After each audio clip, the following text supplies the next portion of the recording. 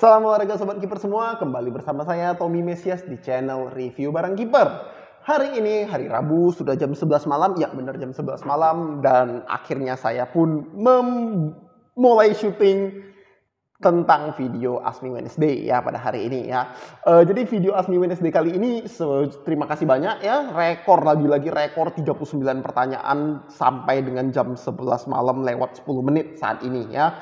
Itu rekor pribadi, sebelumnya itu 32 ya, sekarang 39. Jadi terima kasih banyak atas partisipasinya di Ask Me Wednesday ya. Seperti biasa saya akan merekam video untuk menjawab pertanyaan-pertanyaan yang bagus yang menurut saya yang ditanyakan kepada saya ya. Jadi sebelumnya saya ucapkan terima kasih kepada semua yang menanyakan kepada saya ya. Dan saya bakal bagi jadi beberapa kelompok ya. Yang pertama tentu saja kelompok yang menanyakan tentang sarung tangan FAT ya. Tenang saja, bukan cuma kamu yang nggak sabaran, saya pun nggak sabaran ya. Dan tapi kita harus maklum. Kenapa? Karena FAT itu sudah bahkan sudah bukan level nasional ya, sudah level go internasional ya, dan mereka punya jaringan distributor dari Sumatera tentu saja karena base mereka di Pekanbaru ya, nggak gitu jauh dari Medan. Ngomongnya nggak gitu jauh tapi kalau nyetir 12 jam juga. Nah mereka di Pekanbaru, terus habis itu juga jaringan mereka jelas sudah ada di Pulau Jawa, sudah ada di Pulau Kalimantan, sudah ada di Pulau Sulawesi ya. Saya cuma nggak tahu apakah mereka punya jaringan di Pulau Papua atau tidak ya. Tapi yang pasti level mereka itu sudah sampai level nasional dan tidak gampang untuk menjangkau semua reseller di Indonesia ya. Jadi meskipun kita sudah ngelihat Bang Frankie Aditama sudah ngefoto nih sarung tangannya nih udah sampai nih seperti itu, harap maklum aja, sabar aja ya. Saya tidak akan kaget kalau misalnya butuh waktu sekitar 2 minggu sebelum dia bisa pastikan semua resellernya sudah mendapat barangnya dan dia publish supaya semua bisa dijual barengan, dirilis seperti itu kira-kira ya. Karena lebih nggak enak kalau misalnya kita bilang sudah dirilis tapi rupanya pas mau dibeli belum ada barangnya di daerah itu ya. Jadi saya sangat maklum kalau misalnya mungkin masih butuh waktu semingguan lagi sebelum Golfnya dirilis ya. Jadi ditunggu aja, sabar saja ya. Karena biasanya kalau kamu semakin sabar menunggu akhirnya tiba gregetnya itu dan puasnya itu lebih ya. Oke, itu pertanyaan itu yang mengenai FAT ya. Sudah beberapa pertanyaan terjawab sekaligus. Lalu berikutnya itu mengenai quartz latex ya. Jadi ada beberapa yang menanyakan quartz latex dan Beetle Sport Fly One ya. Tunggu saja reviewnya di hari Selasa. Ya, saya tidak mau berkomentar terlalu banyak dulu. Kenapa? Bahkan ini glove-nya barusan sampai. Saya tadi ada rapat di sekolah sampai malam ya. Jadinya seperti apa? Saya belum coba sama sekali. Saya bahkan belum pre-wash ya. Dan besok saya bakal main di Stadion Baharudin Siregar ya. Semoga semuanya lancar, nggak ada masalah sehingga saya bisa main. Dan saya tidak akan menggunakan glove itu bahkan seperti itu ya. Jadi paling cepat kalau saya mau mengujinya itu di hari Sabtu atau di hari Minggu seperti demikian ya. Jadi ditunggu saja untuk reviewnya di hari Selasa ya, seperti itu. Lalu berikutnya ini pertanyaan mengenai teknik ya dari Bang Arfarel ya. Bang, kalau saat kita flying tangan mana yang menepis bola, tangan kanan atau tangan kiri? Nah, di sini sebenarnya jawabannya bisa 3 variasi ya. Kamu bisa pakai tangan, jadi kok anggap saya meloncat ke sisi kiri di sana ya. Kamu bisa saja melakukan save dengan tangan kiri kamu. Kalau misalnya itu lagi full stretch save, jadi kamu berusaha menjangkau sejauh mungkin, itu lebih jauh jangkauan kamu jika kamu menggunakan tangan di sisi loncatan ya. Dan tentu saja kalau bola bawah ya, yang maksudnya bolanya itu jatuh ke bawah badan kamu, tentu kamu akan menggunakan tangan yang sama dengan tangan sisi loncatan kamu ya. Namun kalau misalnya bolanya di atas kamu atau mungkin agak ketinggalan seperti ini ya, mungkin bolanya ada curve seperti demikian, tentu kamu akan menggunakan tangan kanan. Tapi dalam kondisi ideal, kamu sebenarnya pengennya menggunakan 2 tangan meskipun itu tidak selalu bisa ya. Karena kalau kamu menggunakan 2 tangan, ketika kamu melakukan parry atau gerakan block, itu kamu bisa ngeblok lebih jauh, kamu bisa ngatur arahnya lebih baik, dan kamu ada kemungkinan untuk bisa menangkap lengket ya, seperti itu. Itu istilahnya 3 point slave. Sebenarnya in the end itu W catch ya. Tadi juga ada yang menanyakan soal teknik ketika menghadapi bola atas ya. Kalau kamu menghadapi bola atas itu tekniknya itu udah pasti cuma bisa mengandalkan W catch ya. Teknik catching yang lain seperti misalnya mungkin diamond sama arrow itu sedikit lebih riskan, apalagi kalau misalnya ada aspek diving sedikit ke kiri atau sedikit ke kanan ya. Itu menurut saya sangat sulit sekali menggunakan teknik diamond atau arrow ya. Tetap yang paling safe itu adalah teknik W seperti demikian ya. Jadi untuk bola-bola seperti demikian ya emang harus dilatih, teknik itu harus tepat, dan tentu saja footwork ya, karena menurut saya banyak sekali aspek di goalkeeping ini yang sering dilupakan, itu adalah footwork atau gerakan kakinya ya, seperti demikian. Oke, lalu ada juga yang menanyakan tentang pencucian glove. Kalau setiap hari ya Bang Muhammad Bintang, silakan saja ya. Jadi saya dulu waktu rutin-rutinnya main bola ya pas liburan, itu juga sempat kayaknya hampir tiap hari ngecuci glove, tapi tidak ada masalah sama sekali ya. Tidak ada penurunan performance, juga tidak ada ngebuat glove jadi cepat rusak. Jadi silakan aja, tapi pastikan dikeringkan dengan baik, dikeringkan dengan benar. Karena menurut saya resikonya itu malahan bukan di pencucian, tapi di penjemuran kalau tidak tepat ya, atau lebih tepatnya pengeringan. Karena kalau dijemur di terik matahari itu latex bisa mengerak dan akhirnya pecah-pecah seperti demikian ya. Lalu, saya tentu saja tidak akan menjawab pertanyaan yang mengenai brand X atau bandingin brand X atau brand Y gitu ya, atau glove X atau glove Y. Itu menurut saya sudah saya jawab dengan sangat baik di situ, jadi tidak akan ada saya bahas. Ya, lalu mengenai PGS Jaguar ya saya akan review. Jadi sedikit pertanyaan ini karena juga ada yang menanyakan tadi tentang PGS Jaguar. Jadi PGS Jaguar itu akan menggunakan quartz latex ya, sama dengan Fly One ini. Saya jujur saja saya sangat menantikannya karena quartz latex ini adalah latex yang selama ini belum sempat saya coba ya. Dulu ketika saya main pas waktu kuliah dulu sudah pernah dengar namanya, tapi nggak pernah sempat saya coba sama sekali, dan sekarang akhirnya ada kesempatan untuk saya coba. Jadi jujur saja saya sangat penasaran bagaimana performance-nya ya. Dan menurut saya PGS Jaguar juga desainnya keren, warnanya rame, saya sangat suka itu. Pasti saya review ya. Nah, untuk ngejawab pertanyaannya juga ada yang menanyakan kenapa saya tidak mereview yang top grade ya. Nah, itu yang top grade itu ketika PGS All In keluar ya, yang warna hitam emas itu, saya masih belum serius menekunin channel review barang kiper ini. Jadi waktu itu ya masih mikir kayak kayaknya nggak menarik nih glove-nya, ya saya skip aja gitu. Nggak ada tujuan untuk benar-benar mau di-review seperti sekarang ini ya, karena kok sekarang ini udah ada komitmen untuk menjadi lebih profesional, dalam artian kalau bisa, kalau memungkinkan semua glove saya review seperti itu ya, tapi tentu saja kalau memungkinkan ya, syarat dan ketentuan berlaku. Ya, apalagi saya membelinya sendiri ya, dan tidak dalam semua kesempatan saya bisa mereviewnya. Apalagi berkaitan dengan satu faktor pekerjaan saya, tentu saja saya ada tuntutan di pekerjaan saya sendiri, dan yang kedua dana ya, tentu saja semuanya dari dana sendiri sejauh ini ya, dan yang ketiga adalah slot di RBK-nya sendiri ya. Saya selalu menyusun kalender konten itu 1 bulan ke depan, jadi kalau yang bisa terencana ya saya akan usahakan, tapi kalau misalnya terlalu banyak untuk yang di-review, saya juga melihat data statistik dari YouTube-nya itu membuat penonton jadi jenuh ya, seperti itu kira-kira. Jadi banyak aspek yang saya pertimbangkan ya sebelum membeli satu glove seperti itu ya. Lalu pertanyaan dari Bang Riki Saputra ya, ini bagus juga. Mengapa rata-rata keeper pro masih menggunakan wrist tape seperti itu ya? Jadi sebenarnya wrist taping itu sebenarnya jenis taping sebenarnya sama aja seperti atlet basket. Jadi kalau saya dulu ketika atlet basket, saya itu ada cedera ankle kambuhan ya, karena dulu pernah jatuh sampai ankle-nya itu lepas ya. Di situ jadi saya selalu pengen menggunakan ankle support atau kalau bisa tapping ya, jadi diikat seperti itu, dan rasa aman yang diberikan itu tidak bisa dimungkirin ada aspek mental yang membuat saya lebih pede ketika bermain ya, ketika saya bermain dengan menggunakan alat-alat bantu seperti itu jika dibandingkan dengan tidak ya. Saya lihat kalau beberapa kiper pro mereka juga punya kebiasaan baik ya, saya percaya kalau di Eropa sana safety number one ya, jadinya pasti diajarin untuk menjaga sendi-sendi mereka dengan baik ya, dan tidak bisa ditutupi juga mungkin di masa lalu mereka pernah mengalami cedera pergelangan seperti itu ya, sehingga mereka merasa lebih nyaman dan bisa lebih perform ketika menggunakan taping seperti itu ya. Tapi yang pasti glove sendiri itu wristnya itu tidak didesain untuk melindungi pergelangan tangan ya. Kalau pergelangan tangan dari gesekan ya itu bisa dengan extend latex yang di bagian ini ya, itu banyak kok glove sekarang yang pakai extend latex. Tapi kalau untuk pergelangan tangannya sendiri itu biasanya tidak terlindungi dari wrist strap seperti itu ya kira-kira.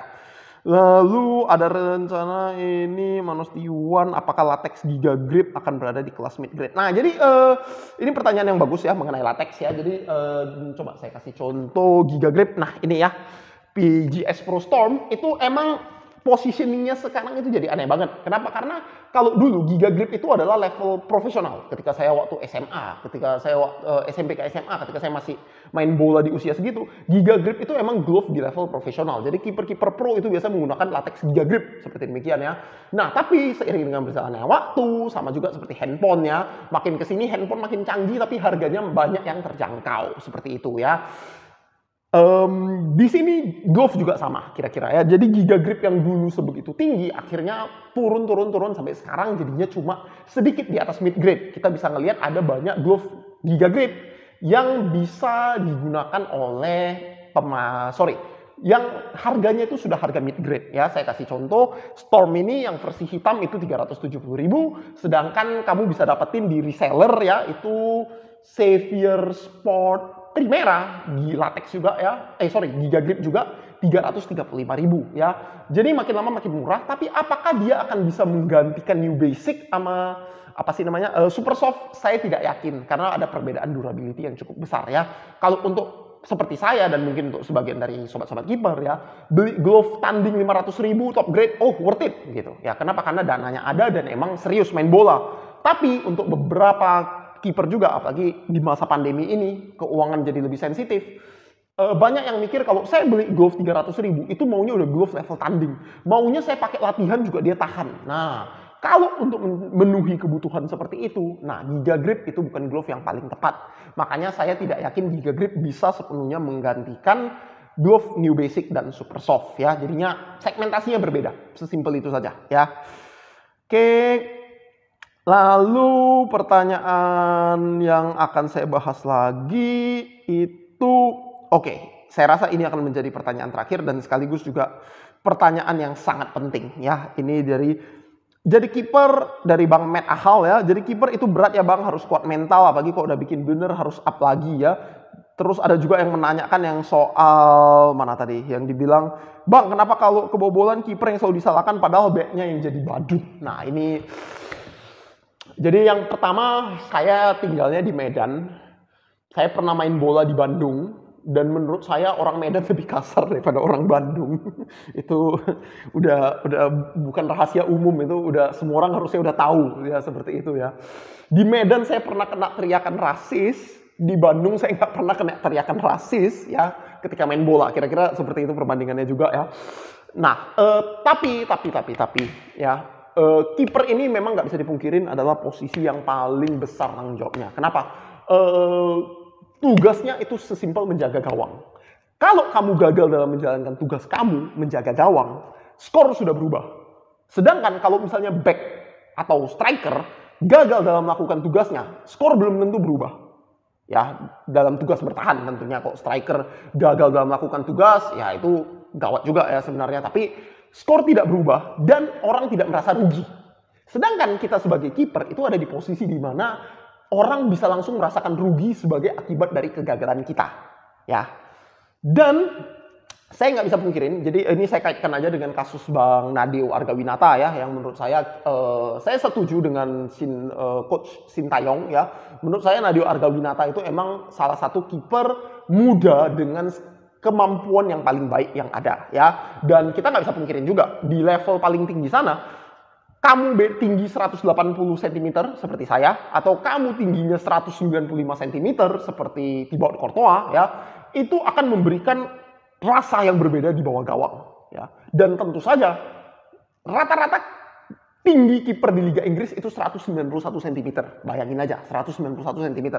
Artinya, Sintayong ketika mempertimbangkan bahwa saya mau regenerasi timnas, saya pilih Nadeo Argawinata. Meskipun dengan segala kelemahannya, kalau kita yang paling banyak dikritisi itu masalah komunikasi ya, katanya hobinya teriak-teriak, marahin aja seperti itu, tapi nggak ada hasil. Ya menurut saya itu emang bagian dari proses dari kematangan seorang menjaga gawang. Ya, dengan usia, kalau saya perhatikan ya, kalau kita bandingin dengan yang level-level profesional gitu, kiper itu biasanya peaknya itu ketika sudah mendekati 20 akhir ya, 28, 29, 30. Di atas 30, terutama kayak 32 ke atas, itu biasanya refleks dan agility sudah mulai turun ya. Meskipun kematangan positioning itu sudah semakin bagus ya. Nah, si Bang Nadeo ini menurut saya masih dalam posisi seperti itu. Masih dalam posisi naik menanjak menuju level kematangan yang lebih tinggi ya. Jadi, kalau misalnya cemohan ya, kalau saya boleh sebut cemohan dari netizen itu sudah ngebuat sebegitu toksik ya.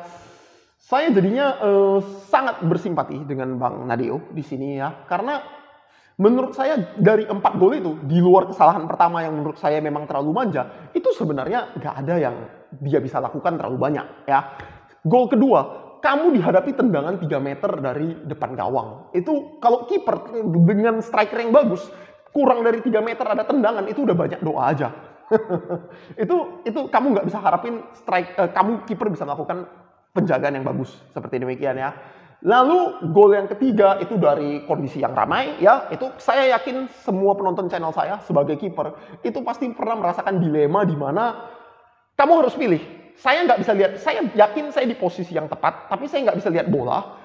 Atau kamu pilih, saya geser dikit, biar saya bisa lihat bola, tapi posisi saya bukan di posisi yang tepat. Ya, itu pasti sebagai kiper pernah merasakan pengalaman seperti itu. Dan menurut saya, kalau seandainya tendangannya cukup kencang seperti itu, apalagi itu bola bawah ya, yang deras dekat dengan kaki, dan kalau nggak salah ada deflection dikit di situ, itu saya nggak menyalahkan sama sekali ya, meskipun lagi-lagi responsnya si Bang Nadeo yang langsung meneriakin backnya itu menurut saya malah memancing orang tidak simpatik dengan dia, tapi saya sendiri tidak menyalahkan dia dengan responnya seperti itu ya. Lalu untuk yang gol keempat ya, backnya sendiri aja udah tidak kuat nge-pressing, jadinya dia hadapin dalam open shot seperti itu ya, bola meluncur dengan deras ke tiang jauh atau tiang dua kalau istilahnya di Medan. Tidak banyak yang bisa dilakukan oleh si Nadeo Argawinata. Ya, meskipun memang kita boleh bilang, kalau misalnya dia kiper kelas dunia, Bang, pasti itu bisa ketahan, Bang. Bang, Keylor Navas 180 cm, saya yakin bisa nahan seperti itu. Ya, beda level. Benar ya. Yang satu bisa main di Eropa sana, sedangkan kita harus realistis, timnas kita ekspektasinya belum bisa sampai setinggi itu, seperti itu. Dan kita kaitkan lagi dengan dunia perkiperan kita, itu menurut saya memang sudah jadi kodratnya kiper dan emang sudah menjadi resiko profesi ya, bahwa setiap kali ada kebobolan, setiap kali ada kesalahan itu selalu ada aja yang mencoba mencerca kiper ya. Itu pun saya pernah ngerasain. Saya pernah dapat one on one, posisinya si pemain itu sudah bebas dari ujung kotak penalti, one on one, dan saya harus menjaga gawang 7 meter, masih aja saya diteriakin seakan-akan saya yang salah, seperti demikian. Saya pernah juga mengalami kondisi di mana backnya itu yang setengah hati menutup bola ya, jadinya bolanya itu mantul ke badan dia dan dianya menghindar, ditendang terus dia menghindar, jadi kayak dia tidak melakukan blocking ya, bolanya meluncur ke gawang saya sehingga saya harus melakukan save. Untung tidak selamat, tapi apakah di situ backnya yang disalahin? Enggak, biasanya kiper lagi ya kalau misalnya kebobolan, benar ya. Jadi ditambah dengan kondisi netizen Indonesia dan pemain bola rata-rata Indonesia yang jujur saja menurut saya pribadi dari aspek teknis dan dari segi kerelaan untuk menerima kesalahan itu tidak terlalu tinggi ya, jadinya sangat wajar kalau misalnya kiper itu di posisi yang selalu dicerca ya. Saran saya ya itu memang benar, mental harus kuat saja, abaikan para haters, tali kuping harus tebal, masuk telinga kiri, keluar kuping telinga kanan ya, kalau pakai istilahnya seperti itu, nggak usah ada yang tinggalin. Dan yang penting adalah tetap enjoy di permainan sepak bolanya ya. Dan kalau misalnya memang tim kamu terlalu toksik ya, apalagi kalau di sekarang ini di era fun football ya, menurut saya kalau kamu bisa membuktikan diri kamu bagus ya, kamu sebenarnya nggak akan pernah kehilangan tim yang bisa ngajak kamu main seperti itu ya, karena tim yang benar-benar have fun aja, nggak pernah nyalahin kiper sama sekali, itu pun saya pernah main di tim seperti itu ya. Jadi aspeknya di sini ada dua ya. Yang pertama tentu saja kitanya sendiri harus kuat secara mental, dan yang kedua jika emang lingkungan itu terlalu toksik untuk kamu dan kamu sendiri bukan pemain pro, ya kenapa kamu harus bertahan di situ? Ya saran saya seperti itu aja. Karena in the end ya, kalau udah umur seperti saya 30 tahun ya, buat saya ya, saya hanya ingin menikmati permainan sepak bola saya ya. Kalau kamu salahin saya ya saya masih terima-terima saja, tapi kalau saya nggak nyaman ya akhirnya saya akan pergi ya. Kira-kira seperti itu saja ya. Omongannya malah jadi berat ya hari ini sobat kiper semua, tapi ya itu saja untuk episode hari ini ya. Jadi dinantikan saja, Selasa depan bakal ada review Beetlesport Fly One, dan di Sabtu ini bakal ada konten mengenai cara latihan loncat ya, seperti itu. Oke, itu saja untuk hari ini sobat kiper semua. Salam olahraga, sampai jumpa.